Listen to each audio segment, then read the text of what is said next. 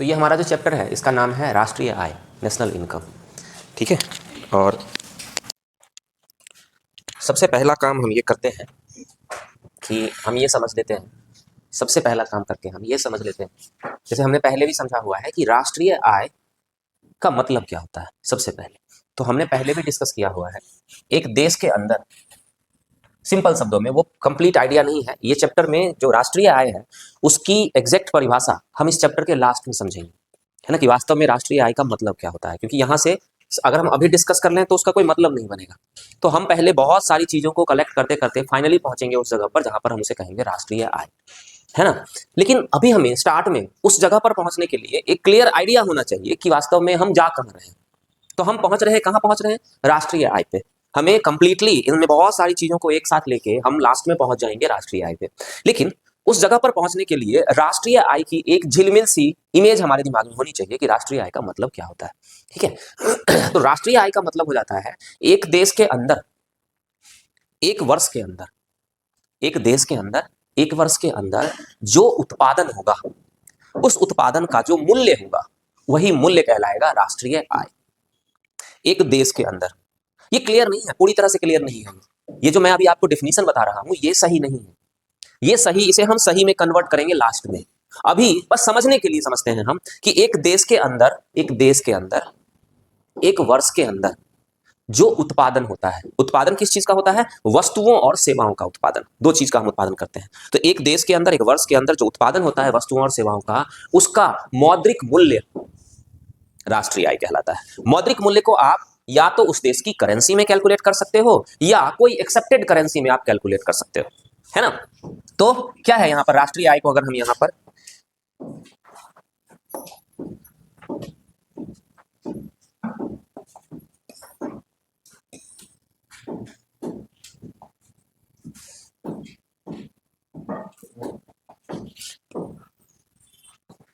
एक देश, यहां पर देश क्या है इसे हम बाद में समझेंगे, एक कंट्री का मतलब क्या होता है। ठीक है, अभी सिंपल तरीके से समझते हैं। एक देश, एक समय, एक समय का मतलब हो जाता है एक वर्ष। एक वर्ष के अंदर क्या है, कुल उत्पादन, जो कुल उत्पादन होता है, कुल उत्पादन, कुल उत्पादन, कुल उत्पादन में दो आ जाता है हमारा, वस्तु और सेवा। ये सब हमने पहले ही डिस्कस किया हुआ है, वस्तु और सेवा में क्या अंतर है। तो कुल उत्पादन, वस्तु और सेवा का क्या होता है हमारा, मौद्रिक मूल्य। मौद्रिक मूल्य, मौद्रिक मूल्य का मतलब उस करेंसी में कन्वर्ट करना, करेंसी में कन्वर्ट करना। मौद्रिक मूल्य को हम या तो रुपीज में कर लें या हम डॉलर में कर लें। तो हम उसे, अगर हम अपने देश के अंदर करते हैं तो हम उसे रुपीज में करते हैं, और कोई इंटरनेशनल ऑर्गेनाइजेशन है जो ये कैलकुलेट करती है कि उस देश की राष्ट्रीय आय क्या है तो उसे डॉलर में कैलकुलेट करती है। ठीक है, ओके, चलो अब आगे चलते हैं।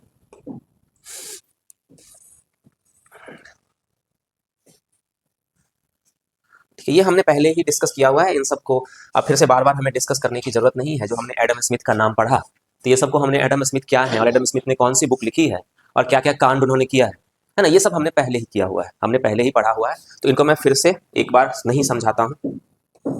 बस एक चीज बहुत है, इंपॉर्टेंट है, कि कई सारे ऐसे प्रश्न है ना, कुछ ऐसे प्रश्न है, केंद्रीय प्रश्न इसे क्वेश्चन कहते हैं, कि कई सारे ऐसे क्वेश्चन हैं जिन्हें हमें थोड़ा सा समझना है यहाँ पर, कि ऐसा नहीं है कि जिन देशों को खनिज अथवा वन अथवा अधिक उपजाऊ भूमि जैसे प्राकृतिक संपदा उपहार स्वरूप मिली है वो प्राकृतिक रूप से सबसे धनी देश है। हमने पहले भी इन चीजों को डिस्कस किया हुआ है। मतलब एक देश बहुत अमीर है, एक देश की राष्ट्रीय आय बहुत ज्यादा है, एक देश की राष्ट्रीय आय बहुत कम है, इसमें उस देश के अंदर जो संसाधन उपलब्ध है उसका कोई बहुत खास रोल नहीं होता है।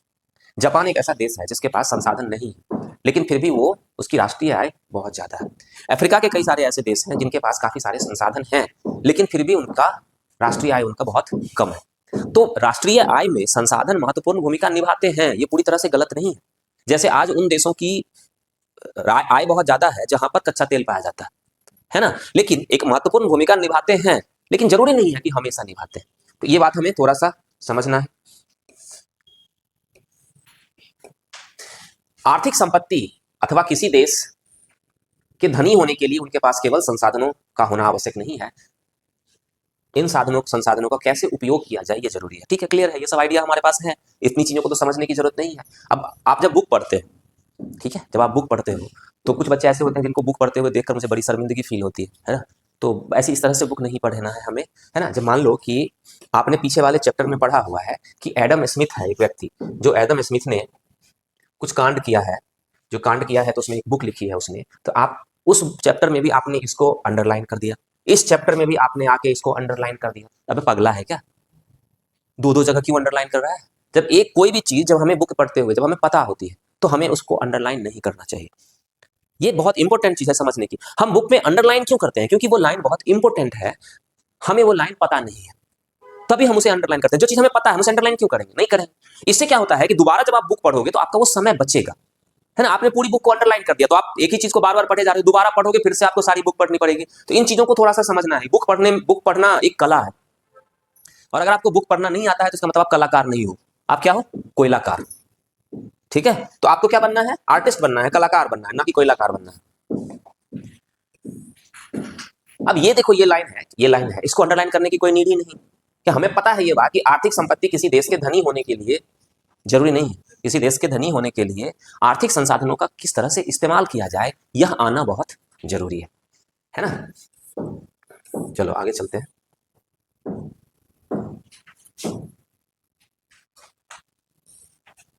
अब इसमें बहुत सारी कहानी है, जो मैं सारी कहानी तो आपको नहीं बताऊंगा, जो मैं कुछ इंपॉर्टेंट पॉइंट होते हैं वो इंपॉर्टेंट पॉइंट्स मैं आपको बता दूंगा। बाकी कहानी आप एक बार स्टडी कर लेना और उसी के अकॉर्डिंग आप इसे देख लेना।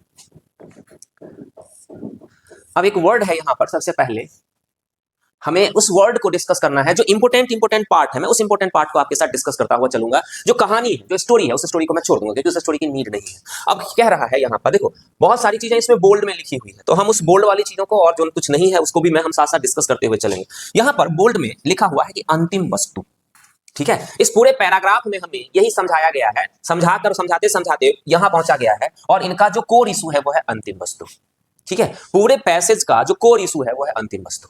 तो इस अंतिम वस्तु को हमें समझ लेना है कि अंतिम वस्तु क्या है, या आप इसे एक बार देखो तो आपको समझ में आ जाएगा कि कहानी है बस। हमारी आधुनिक आर्थिक व्यवस्था में उत्पादन के इस प्रवाह की उत्पत्ति लाखों छोटे बड़े उद्यमियों द्वारा की जाती है, वगैरह वगैरह। ना पढ़ो तो ज्यादा बेहतर है, लेकिन आपको एक बार जरूर पढ़ना है इसे, है ना। आपको एक बार जब बुक रीडिंग करोगे तो आपको एक बार पढ़ना है, बाकी चीजें आपकी समझ में आ जाएंगी। जो चीजें आपकी समझ में नहीं आने वाली है मैं उन चीजों को आपको एक्सप्लेन करूंगा।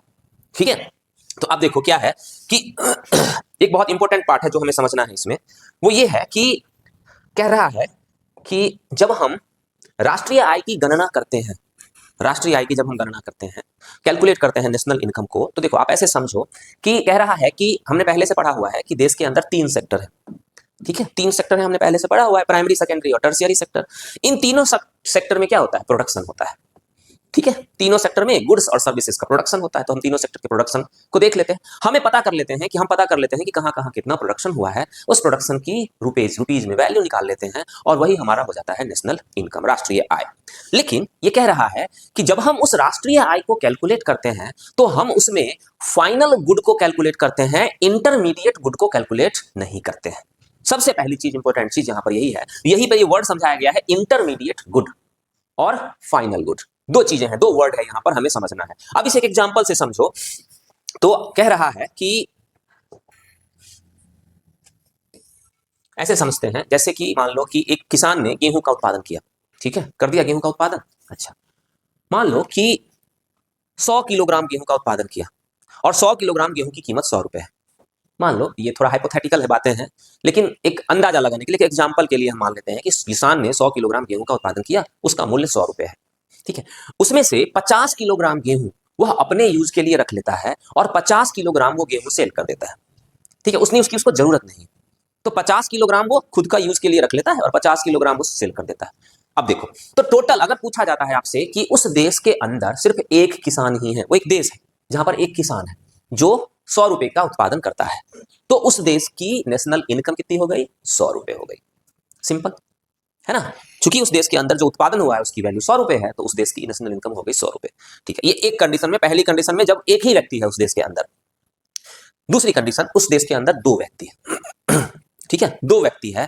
एक दूसरा व्यक्ति है जो उस 100 किलोग्राम गेहूं में से क्या करता है, वो 50 किलोग्राम गेहूं खरीद लेता है, और खरीद करके उसे क्या करता है, ब्रेड में कन्वर्ट कर देता है। ठीक है, उसने 150 किलोग्राम गेहूं खरीद लिया और 50 किलोग्राम गेहूं को उसने क्या किया, ब्रेड में कन्वर्ट कर दिया, और वो 200 रुपए का ब्रेड बेच रहा है। ठीक है, तो ऐसी कंट्री है, मान लो एक कंट्री है हमारे पास, जिसमें दो ही लोग हैं, एग्जाम्पल से इसे समझना है, दो लोग नहीं है, दो लोग वाली कंट्री नहीं बनती है, लेकिन समझ लेना है थोड़ा सा इसे, उससे आप पूरे उसका अंदाजा लगा सकते हो पूरे इकोनॉमी का। तो दो व्यक्ति है, मान लो ए और बी, इसी तरह से इस बुक में समझाया गया, मैं बुक के अकॉर्डिंग ही आपको समझा रहा हूं। ए और बी, इसने क्या किया, 100 रुपए के गेहूं का उत्पादन किया, ठीक है। तो अगर एक व्यक्ति है तो नेशनल इनकम 100 रुपए। अब इसने क्या किया, इसमें से क्या किया, 50 किलोग्राम गेहूं इसने खरीद लिया, ठीक है। 50 किलोग्राम गेहूं को इसने क्या किया, ब्रेड में कन्वर्ट किया, और ब्रेड जब ये बेच रहा है तो ये 200 रुपए का ब्रेड बेच रहा है, ठीक है। अच्छी तरह से इसे समझना है, जो बच्चे जिनको पता है उनके लिए ठीक है, जिनको नहीं पता है उनको समझना है। अब देखो, इसने जो 200 रुपए का ब्रेड बनाया बेचा है, इसमें उसने क्या किया है, ये 50 रुपए के गेहूं का इसने इस्तेमाल किया, ठीक है। जो इसने 50 रुपए के गेहूं का यहां इस्तेमाल किया, वो 50 रुपए का जो गेहूं होगा वो मध्यवर्ती वस्तु में उसे हम रखेंगे, उसे हम कहेंगे इंटरमीडिएट गुड। इंटरमीडिएट गुड का मतलब हो जाता है ऐसी वस्तुएं जो दूसरी इकोनॉमिक वस्तु में कन्वर्ट हो जाए। गेहूं क्या है, एक इकोनॉमिक गुड है, आर्थिक वस्तु है। उस आर्थिक वस्तु को अगर आपने किसी दूसरी आर्थिक वस्तु में कन्वर्ट कर दिया, किसी दूसरे आर्थिक वस्तु में आपने उसे कन्वर्ट कर दिया, तो वो बीच वाला जो गेहूं आया जिसे आपने दूसरे इकोनॉमिक वस्तु में कन्वर्ट किया है, वो गेहूं कहलाएगा यहां पर इंटरमीडिएट गुड। इंटरमीडिएट गुड या मध्यवर्ती वस्तु। इसने जो 100 किलोग्राम गेहूं का उत्पादन किया, 100 किलोग्राम गेहूं का उत्पादन, ये 100 किलोग्राम गेहूं में से क्या किया, इसने 50 किलोग्राम गेहूं क्या किया, खुद के लिए यूज कर लिया। जब आप इस तरह से किसी चीज को खुद के लिए यूज कर लो, खुद के लिए यूज कर लो, या वो किसी दूसरी आर्थिक गतिविधि में, आर्थिक वस्तु में कन्वर्ट ना हो पाए, तो उस वस्तु को हम कहेंगे अंतिम वस्तु, ठीक है। जैसे आपने यहां पर क्या किया, ब्रेड सेल किया, तो ब्रेड क्या किया आपने, सेल कर दिया, तो ब्रेड जो है वो किसी ने खरीद लिया, मान लो ब्रेड मैंने खरीद लिया है ना, मान लो इसी ने, ए है यहां पर, तो इसने ब्रेड को खरीदा, या इसने कहीं पर जाकर ब्रेड को बेच दिया, तो फाइनल हमारा प्रोडक्शन कितना हो रहा है, वो तो हमारा 200 रुपए का हो रहा है। लेकिन जब हम नेशनल इनकम को कैलकुलेट करेंगे, इस देश की राष्ट्रीय आय को कैलकुलेट करेंगे, तो हम क्या कर देंगे, 200 माइनस 50 करेंगे। जब भी राष्ट्रीय आय की गणना की जाती है तो उसमें मध्यवर्ती वस्तुओं को शामिल नहीं किया जाता है। दूसरा एग्जांपल, अगर आपने चाय की पत्ती खरीदी और चाय की पत्ती को ले जाकर आपने घर में चाय बनाया और पी लिया, तो वो चाय की पत्ती क्या हो गई, अंतिम वस्तु हो गई, वो फाइनल गुड हो गया। और अगर उसी चाय की पत्ती को ले जाकर आपने दुकान में चाय बनाकर सेल किया, तो उसका डिफरेंट वैल्यू हो गया, अब वो इकोनॉमिक एक्टिविटी में शामिल हो गया। क्यों, क्योंकि चाय पत्ती से आपने क्या किया, चाय बनाया, और चाय बनाकर आपने उसे बेच लिया, तो क्या हो गया, वहां पर वो दूसरे तरीके से इस्तेमाल किया जा रहा है। तो सिंपल समझना है कि अगर एक वस्तु खत्म हो जाती है, दूसरी आर्थिक गतिविधि में शामिल नहीं हो पाती है, तो हम उसे कहते हैं अंतिम वस्तु या फाइनल गुड। और जब वो दूसरी आर्थिक गतिविधि में शामिल हो जाती है, तो हम उसे कहते हैं मध्यवर्ती वस्तु, ठीक है। सिंपल तरीके से समझना है, अंतिम वस्तु और मध्यवर्ती वस्तु। अब हम कैलकुलेट करेंगे कि यहां पर हमारी राष्ट्रीय आय कितनी है, इस देश की राष्ट्रीय आय कितनी है। तो जब हम कैलकुलेट करेंगे तो हम क्या करेंगे, यहां पर 50 को सब्ट्रैक्ट कर देंगे, क्योंकि हम मध्यवर्ती वस्तु को शामिल नहीं करते हैं। तो हमारे देश की इनकम कितनी हो गई, 150 और प्लस ये 100, तो हमारे देश की राष्ट्रीय आय कितनी हो गई, 250। वैसे अगर आप देखो तो कितनी हो जाएगी, 200 प्लस 100, 300। वैसे उस देश की राष्ट्रीय आय 300 हो जाएगी, लेकिन ये गलत कैलकुलेशन होता है। हम मध्यवर्ती वस्तुओं को शामिल नहीं करते हैं, कहते हैं कि मध्यवर्ती वस्तुओं को शामिल करने से सही नहीं होता, इसलिए क्योंकि वस्तु बार बार काउंट नहीं होनी चाहिए, है ना। आपने यहां भी काउंट कर लिया, फिर आप वहां भी काउंट कर रहे हो, फिर आप वहां भी काउंट कर रहे हो, तो इससे इकोनॉमी की सही अंडरस्टैंडिंग डेवलप नहीं हो पाती है। इसलिए मध्यवर्ती वस्तुओं को राष्ट्रीय आय की गणना करने में शामिल नहीं किया जाता है। यही पर यहां पर अंतर है दो वर्ड में, एक अंतिम वस्तु और दूसरा मध्यवर्ती वस्तु, ठीक है, क्लियर है। कोई भी ऐसी वस्तु जो कंज्यूम हो जाती है, खत्म हो जाती है, वो अंतिम वस्तु, ठीक है। और अगर वो वस्तु, आगे हम इसे और भी एक्सप्लेन करेंगे, अभी ये कंप्लीट नहीं है, इसे हम आगे और भी एक्सप्लेन करेंगे। और अगर वो दूसरी आर्थिक गतिविधि में शामिल होती है तो हम उसे कहेंगे मध्यवर्ती वस्तु।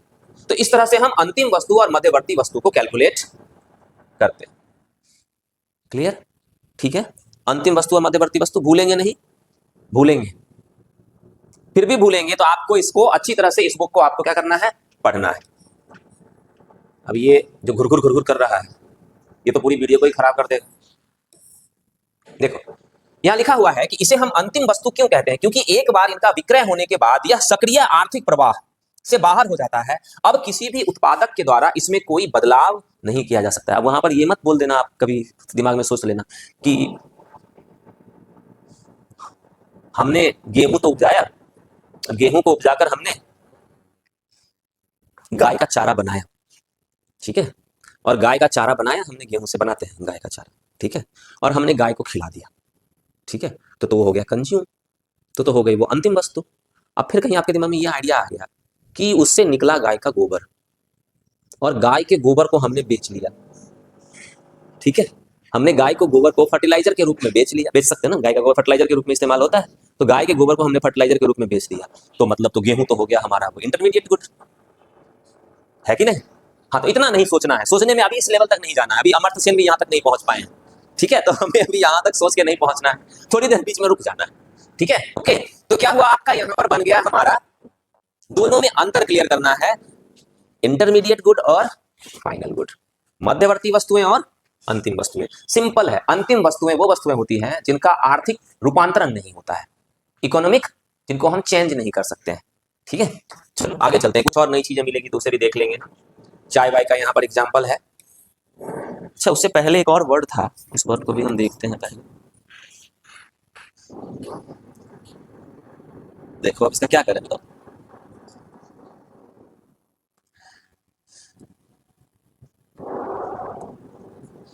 तो यहाँ पर एक लाइन है, जिस लाइन को हमें देखना है, हाँ ये लाइन जिसपे मैंने, देखो मैंने अपनी बुक में जिसको मार्क कर रखा है, जो मुझे लगा कि आपको समझाना है, उसको मैंने मार्क कर रखा है, उसी को कोई वस्तु अपनी प्रकृति के कारण नहीं, नेचर के कारण नहीं, वस्तु का नेचर क्या है उसके कारण नहीं, बल्कि उपयोग की आर्थिक प्रकृति की दृष्टि से अंतिम वस्तु बनती है, ठीक है। जैसे मैंने आपको वर्ड यूज किया इकोनॉमिक गुड्स में, आप उसे कन्वर्ट कर सकते हो। तो चाय पत्ती है, उसका नेचर क्या है, नेचर तो एक ही है, चाय बनाना। तो चाय बनाने के आधार पर सिर्फ हम उसे नहीं कह सकते हैं कि वो लास्ट गुड है या इंटरमीडिएट गुड है। अगर हम उसका खुद इस्तेमाल कर रहे हैं तो क्या है यहाँ पर, उपयोग की आर्थिक प्रकृति, इकोनॉमिक नेचर, कि अगर हम खुद इस्तेमाल कर रहे हैं तो वो अलग गुड है, और अगर हमने उसे चाय बना के बेच लिया या किसी दूसरे फॉर्मेट में बेच लिया तो वो अलग में आ जाएगा यहाँ पर, ठीक है, ओके।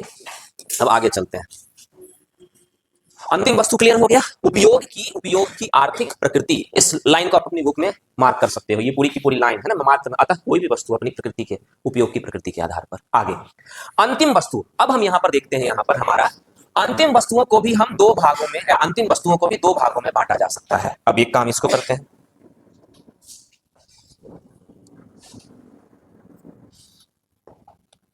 यहां पर देखो, अगर हमारा है फाइनल गुड्स, फाइनल गुड है, तो यहां पर हम इसे दो पार्ट में डिवाइड कर लेते हैं। एक हमारा हो गया कंज्यूमर गुड, और एक हमारा हो गया कैपिटल। इसे इस फॉर्मेट में आप अपनी बुक में लिख सकते हो, कभी भी अगर आपको समझना हो, इसी फॉर्मेट में। यही पे लिखा हुआ है कि अंतिम वस्तुओं को ही दो भागों में बांटा जा सकता है, उपभोग वस्तुएं और पूंजीगत वस्तुएं। अब इनको समझना है सबसे पहले कि उपभोग वस्तुएं क्या होती हैं और पूंजीगत वस्तुएं क्या होती हैं। देखो,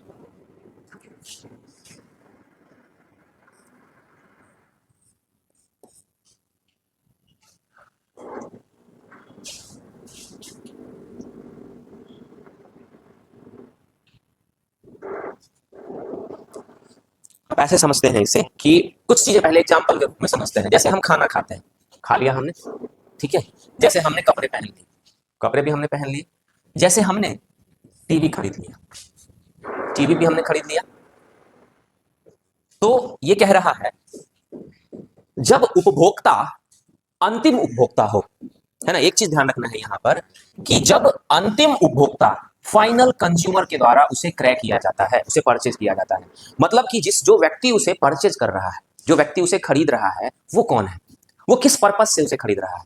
अगर मान लो कि एक चीज में, मैं एक ब्रेड का पैकेट खरीदता हूं और मैं उसे खा लेता हूं, तो एक चीज ये हो गई, तो वो कंज्यूम हो गया, पूरी तरह से कंज्यूम हो गया। अब मान लो कि वही ब्रेड का पैकेट कोई दुकानदार खरीद रहा है, तो वो उसने ब्रेड पकौड़ा बनाया और मस्त ब्रेड पकौड़ा बना के उसे उसने बेचा। तो क्या हो रहा है यहाँ पर, क्या हो रहा है, खरीदने का उद्देश्य क्या है, जो खरीद रहा है वो किस उद्देश्य से खरीद रहा है, तो इसको हमें ध्यान में रखना है। तो क्या है, अंतिम उपभोक्ता, कौन अंतिम उपभोक्ता है के द्वारा उसे क्रय किया जाता है, इन्हें उपभोग वस्तुएं या उपभोक्ता वस्तुएं कहते हैं। इनमें सेवाएं भी, ध्यान रखना है, इनमें सेवाएं भी सम्मिलित हैं, किंतु सुविधा की दृष्टि से हम उन्हें उपभोक्ता वस्तुएं कहते हैं। अगर उसे उपभोक्ता खरीद रहा है, मतलब हमें क्या समझना है, यहाँ पर हम बात कर रहे हैं अंतिम वस्तुओं को। अंतिम वस्तुओं को दो लोग खरीद रहे हैं, या तो अंतिम वस्तुओं को उपभोक्ता खरीद रहा है, या अंतिम वस्तु को किसी कोई बिजनेसमैन खरीद रहा है ना, इस तरह से हमें समझना है। तो यहां पर क्या हो रहा है, पहला एग्जांपल क्या है हमारा, ये फाइनल गुड, हम यहां पर फाइनल गुड की बात कर रहे हैं। फाइनल गुड अगर वो कंज्यूमर खरीद के उसे खत्म कर दे रहा है, अगर उसे खरीद रहा है तो हम उसे क्या कह देते हैं? ठीक है, ये पूरी कहानी अभी आपको समझ में आएगी जब इसका दूसरा सेक्शन भी हम पहले देखते हैं। अब देखो इसका दूसरा सेक्शन, पहले दूसरा सेक्शन देख लेते हैं। इसके बाद कुछ अन्य प्रकार की भी वस्तुएं होती हैं जो टिकाऊ प्रकृति की होती है ना? जैसे पहले इसको समझो। और उत्पादन प्रक्रम में उनका प्रयोग होता है। ऐसी वस्तुओं में औजार, उपकरण और मशीन आते हैं। देखो बहुत इंपॉर्टेंट पार्ट है, हमें माइंड में क्या रखना है? हमें माइंड में रखना है final good. Final good, final good का मतलब क्या है कि फाइनल गुड जो होता है वो कंज्यूम कर लेते हैं। अब कंज्यूम जब हम किसी चीज को कर लेते हैं तो ऐसे देखो कि मान लो कि मैं कंज्यूमर हूं, है ना? मैं कंज्यूमर हूं, मैंने खरीद लिया, ब्रेड खरीद लिया, ब्रेड खरीद के मैंने खा लिया, खत्म। और दूसरा मैंने क्या किया? ब्रेड खरीद के मैंने सॉरी ब्रेड नहीं, मैंने टेलीविजन खरीद लिया। तो टेलीविजन खरीद लिया तो टेलीविजन क्या होगा कि लंबे समय तक चलता रहेगा। ठीक है, आपको इसे इस तरह से समझना है हमें कि दो तरह की चीजें हो गई, एक जो खत्म हो गया बिल्कुल पूरी तरह से, और दूसरा जो लंबे समय तक चल रहा है। एक कंज्यूम हो गया, दूसरा जो लंबे समय तक चल रहा है। तो जो कंज्यूम हो गया और जो लंबे समय तक चलेगा उसे हम क्या कहेंगे? उसे हम कहेंगे टिकाऊ उपभोक्ता वस्तुएं। जो लंबे समय तक चल रहा है उसे हम कहेंगे टिकाऊ उपभोक्ता वस्तुएं। कुछ एग्जाम्पल से इसे हमें समझना पड़ेगा, हम इसे कुछ एग्जाम्पल से समझेंगे। इसे मैं एक ट्री शेप में बना के आपको समझा देता हूं।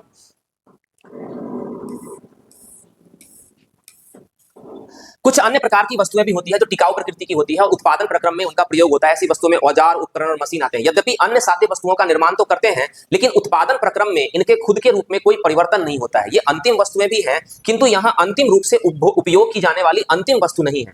ऊपर हमने जिन अंतिम वस्तुओं की चर्चा की है उनसे भिन्न ये किसी भी उत्पादन प्रक्रम का निर्णायक आधार होती है, जिससे उत्पादन में मदद मिलती है और उत्पादन संभव हो पाता है। इन वस्तुओं से पूंजी के एक भाग का निर्माण होता है, जो कि उत्पादन का एक महत्वपूर्ण कारण है। इनमें से एक उत्पादक उद्यमी ने निवेश किया है तथा वो ये बहुत सारी चीजें हैं जिसमें से जो पॉइंट हमें निकालना है वो पॉइंट हम निकालते हैं यहाँ पर।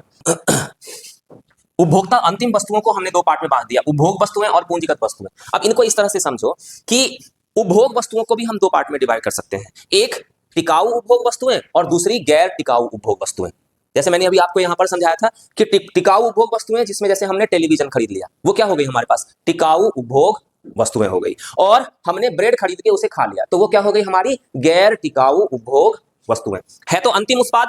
हम यहां पर किसकी बात कर रहे हैं? हम यहां पर फाइनल गुड की बात कर रहे हैं। अभी हम इंटरमीडिएट गुड की बात नहीं कर रहे हैं। एक प्रॉपर ऑर्डर में समझना है। जब हम नेशनल इनकम की बात करेंगे तो हम इंटरमीडिएट गुड को शामिल नहीं करेंगे, तो हमने इंटरमीडिएट गुड को हटा दिया। अभी हम बात क्या कर रहे हैं? फाइनल गुड, अंतिम वस्तु की हम बात कर रहे हैं। तो जब हम अंतिम वस्तु की बात करेंगे तो अंतिम वस्तु में क्या क्या हमारा आ जाएगा? तो अंतिम वस्तुओं को हमने उपभोग वस्तुएं और पूंजीगत वस्तु के रूप में समझना है, हमें समझना है। उपभोग या तो हम उसे उपभोग कर लेते हैं या वो हमारा पूंजीगत वस्तु होती है।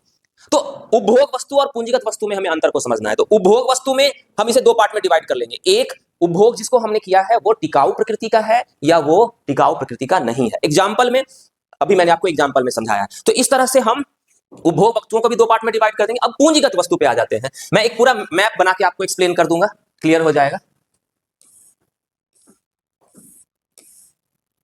देखो यहां पर यही एक्सप्लेन है, यहां पर टिकाऊ उपभोक्ता वस्तुएं। तो टिकाऊ उपभोक्ता वस्तुएं और गैर टिकाऊ उपभोक्ता वस्तुएं दोनों क्लियर हो गई आपकी। नहीं क्लियर होगी तो आगे धीरे धीरे हो जाएगा इसमें। अब देखो यहां लिखा हुआ है, किसी अर्थव्यवस्था में एक दी हुई कालावधि में उत्पादित सारी अंतिम वस्तुएं या सेवाएं पर यदि हम विचार करें तो वे या तो उपभोग की वस्तुएं होती हैं, जिन्हें हम दो पार्ट में डिवाइड कर लेते हैं, टिकाऊ और गैर टिकाऊ। उपभोग की वस्तुएं टिकाऊ और गैर टिकाऊ के रूप में होती है, या वो पूंजीगत वस्तुओं के रूप में होती है। अंतिम वस्तुओं में आर्थिक प्रक्रम के अंतर्गत पुनः कोई परिवर्तन नहीं होता है।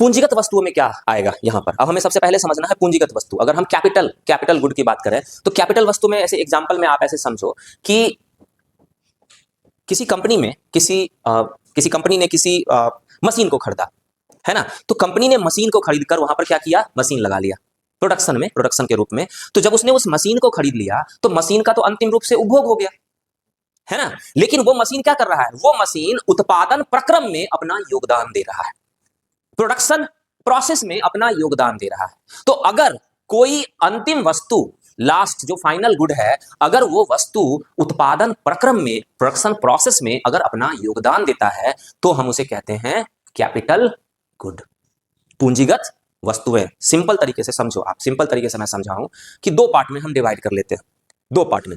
अंतिम वस्तु को दो पार्ट में हमने डिवाइड किया। एक तो हमारा आ गया उपभोग वस्तु, ठीक है, समझना है अच्छी तरह से, आप समझ जाओगे। अंतिम वस्तु, ऊपर में क्या लिख देता हूं, यहां पर मैं एक वो खोल लेता हूं, इसके साथ इसे फाइनल करते हैं हम।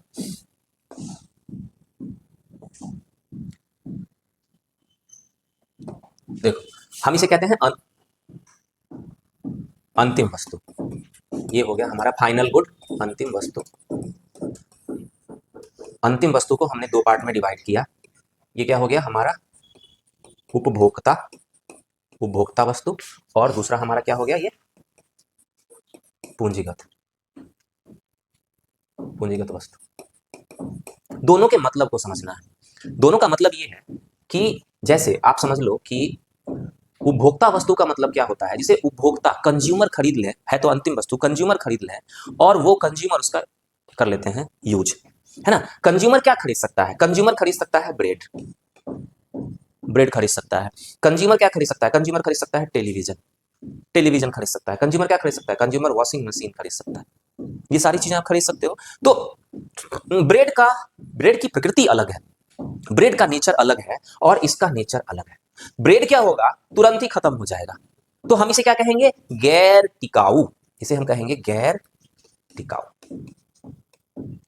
मतलब जो लॉन्ग टर्म में नहीं चले उसे हम कहेंगे गैर टिकाऊ। और ये दोनों क्या हो गया, ये तो लॉन्ग टर्म में आपका चलता रहता है। तो लॉन्ग टर्म में अगर ये चलता रहता है तो हम इसे क्या कहते हैं, क्या इंग्लिश में क्या वर्ड है इसके लिए, ड्यूरेबल और नॉन ड्यूरेबल, ठीक है।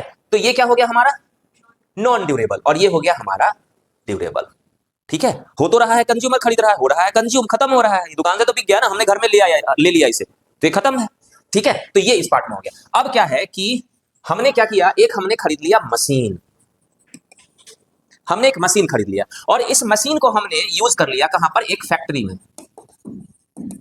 तो ये भी तो कंज्यूम हो गया ना हमारा, ये भी कंज्यूम हो गया हमारा, लेकिन ये कंज्यूम अलग तरीके से हुआ। ये कंज्यूम अलग तरीके से हुआ, कैसे हुआ, तो ये जो है मशीन, वो मशीन प्रोडक्शन प्रोसेस में अपना रोल प्ले कर रहा है। प्रोडक्शन प्रोसेस मतलब उत्पादन प्रक्रिया में इससे क्या हो रहा है, नए उत्पादन हो रहे हैं। तो ये अंतिम वस्तु ऐसी अंतिम वस्तु है जिससे नए उत्पादन हो रहे हैं, नई इकोनॉमिक एक्टिविटी हो रही है। तो इस मशीन को हम क्या कह देंगे, कैपिटल वस्तु। ये हमारी हो जाएंगी कैपिटल गुड्स, ठीक है।